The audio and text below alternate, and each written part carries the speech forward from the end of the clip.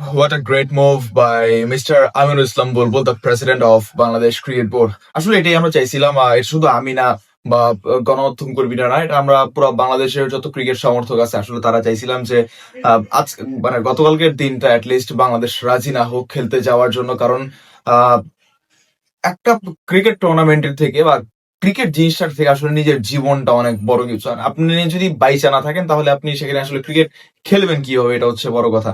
So, আমাদের যে একটা সিকিউরিটি কনসার্ন ছিল যে আসলে আমরা সেফ কিনা, আমাদের সমর্থকেরা সেফ কিনা, আমাদের গণমাধ্যম কর্মীরা সেফ কিনা, আমাদের প্লেয়াররা সেফ কিনা, তারা এই ব্যাপারে আসলে কোনোটা এনশিওর করে নাই যে হ্যাঁ আপনারা সেফ থাকবেন, সামহাও আপনাদেরকে আমরা সেফটি দিয়ে আমরা নিয়ে যাবো। সো তারা এভাবে এনশিওর করে না আমাদেরকে। So, তারা যদি এনশিওর আমাদেরকে না করে, আমাদের তো সেখানে খেলতে যাওয়ার কোনো কথাই নেই। এক মুস্তাফিজকে আপনারা আহ, সিকিউরিটি দিতে পারবেন না, বাকি যে 14 জন ক্রিকেটার যাবে তাদেরকে সিকিউরিটি দিতে পারবেন না। এরপর হচ্ছে আমাদের যে 45 থেকে 50 জন বা 100 জন সাংবাদিক যাবে বাংলাদেশ থেকে, তাদেরকে আপনারা সিকিউরিটি দিতে পারবেন না। বাংলাদেশের যে 30 থেকে 35 হাজার সমর্থক যাবে খেলা দেখতে, তাদেরকে সিকিউরিটি দিতে পারবেন না। তাহলে আসলে আপনার সিকিউরিটি দিবেন কিসে? আমরা কোন কথার ভিত্তিতে আমরা খেলতে যাব? এখন ধরেন আমরা গেলাম, যাওয়ার পর যদি আমাদের একটা গণমাধ্যম কর্মী, একটা সমর্থক একটা না, ধরেন 1-2 সমর্থক মারা গেল, আমাদের হচ্ছে একটা ক্রিকেটারের একটা কিছু হয়ে গেল, তখন এর দায়ভার আসলে কে দিবে? তখন এর দায়ভার তো আমাদের নিতে হবে।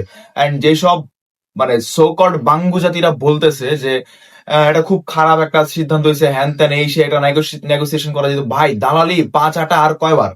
মানে 17 বছর ধরে তো করছেন একটা দলের, এরপরে বিগত অনেক বছর ধরে তো ভারতের দালালি 5 আটতেছেন, হচ্ছে না এটা দিয়া? আরো দরকার? আর কত ভাই? একটু বুঝেন, মাথায় একটু সেন্স আনেন। আপনাদের মানে আপনার রেগুলার তো আপনার মনে হয় ওয়াশরুমে যান না। 2016 অনূর্ধ্ব-19 বিশ্বকাপে যখন বাংলাদেশে অস্ট্রেলিয়া সেফটি কনসার্নে বা হচ্ছে নিরাপত্তার ইস্যু দেখায়, যখন অস্ট্রেলিয়া আসে নাই, তখন তো আপনারা কেউ কিছু বলেন নাই। তখন তো আপনাদের কাছে মনে হচ্ছে না গ্রেট মুভ, হোয়াট আ চাল, ও সেরা। বাংলাদেশের ক্ষেত্রে কেন বলতেছেন যে ভাই এটা তো ভুল হয়েছে, এটা তো বলা দরকারই ছিল না, একটা নেগোসিয়েশন করা যেত? কেন, ওয়াই? ভারত দেখে কি আমরা নেগোসিয়েশন করব? ভারত দেখেই কি আমরা মানে ওরা যা বলবে আমরা তাই করবো, দাসত্ব মানবো? আমাদের নিজের কোনো স্বাধীনতা নাই ভাই। আর কত ভারতের দাসত্ব করবেন? এবার শিকলটা ভাঙেন না। আপনারা বলতেছেন যে বাংলাদেশ যদি এবার ওয়ার্ল্ড টি-20 বিশ্বকাপ না খেলে তাহলে বাংলাদেশের একটা বড় ক্ষতি হয়ে যাবে। কিসের ক্ষতি হবে? 2016 সালে যখন অস্ট্রেলিয়ার জুয়ারা বাংলাদেশে খেলতে আসে নাই অনূর্ধ্ব-19 বিশ্বকাপ, তারপর কি অস্ট্রেলিয়া থেমে গেছে? অস্ট্রেলিয়ার কোনো প্লেয়ার কি ওইখান থেকে উঠে আসে নাই? অস্ট্রেলিয়ার কোনো আর্থিক ক্ষতি হয় নাই? বাংলাদেশের কেন হবে শুধু? বাংলাদেশ কি একমাত্র দেশ? কাদের দিয়ে আশা করতেছেন আপনারা? যারা কিনা সেমিফাইনাল খেলতে, মানে সেমিফাইনালের জন্য যে একটা সমীকরণ লাগে সেই সমীকরণ মিলাইতে পারে না। সেই সমীকরণ মিলাইতে গিয়া 11 বলে 8 রান খেলা আউট হয়ে যায়, টুকটুক করে খেলা, আপনাদের সো কল্ড ফিনিশার। কাদেরকে আপনারা খেলাইবেন? যারা হচ্ছে 3 বলে 2 রানের সমীকরণ মিলাইতে পারে না, 2 মফিজ 2 স্ট্রাইকে থেকে আউট হয়ে যায় সুন্দর মতো। এদের কাছ থেকে ভালো খেলা আশা করবেন? হ্যাঁ, আমাদের বিশ্বকাপে যায়া একটা মানে জবাব দেওয়ার একটা ওয়ে থাকতো যদি আমরা সেই ভারত বিশ্বকাপে যাওয়ার পর আমরা চ্যাম্পিয়ন হইতে পারতাম, সেখান থেকে চ্যাম্পিয়ন হয়ে ফিরতে পারতাম। মুখ্য একটা জবাব হইতো। আমাদের ওই রকম হ্যাডম নাই ভাই।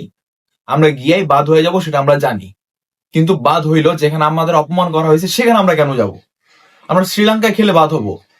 বিসিবি প্রেসিডেন্ট একবারও বলে নাই যে আমরা বিশ্বকাপ খেলবো না। বিসিবি প্রেসিডেন্ট বলছে যে আমরা ভারতে গিয়ে বিশ্বকাপ খেলবো না। যদি আমাদেরকে শ্রীলঙ্কায় দেন তাহলে আমরা বিশ্বকাপ খেলবো, আর না হয় আমরা বিশ্বকাপ খেলবো না। এখন যেহেতু অলরেডি 24 আওয়ার্স এন্ড, এবার একটু আইসিসির দিকে আমরা নজর দিই, আসলে দেখি আইসিসি কি বলে। বিসিবি নিজের সিদ্ধান্ত জানাই দিছে 24 ঘন্টা আগে। এবার আইসিসি একটা যে সিদ্ধান্ত নেওয়ার কথা সেই সিদ্ধান্ত নিবে। এখন সিদ্ধান্ত হচ্ছে দুটা, হয় বাংলাদেশকে ভেন্যু দিতে হবে, আর না হয় বাংলাদেশের জায়গায় অন্য একটা টিমকে ইনক্লুড করতে হবে। অন্য একটা টিম বলতে আইসিসি স্কটল্যান্ডকে খুব সম্ভবত ইনক্লুড করতে পারে বাংলাদেশের গ্রুপে। যে ম্যাচগুলো আসলে বাংলাদেশের কলকাতা ইডেন গার্ডেন্সে আর মুম্বাই হওয়ার কথা ছিল, সেই ম্যাচগুলো খুব সম্ভবত স্কটল্যান্ড খেলবে আর কি। তো দেখা যাক এখন আসলে আইসিসি কি করে। শ্রীলঙ্কায় ভেন্যু রাখে নাকি স্কটল্যান্ড কেনায় বাংলাদেশকে ছাড়া আবার বিশ্বকাপ আয়োজন করে, সেটা এখন দেখার বিষয়। Thanks for the watching.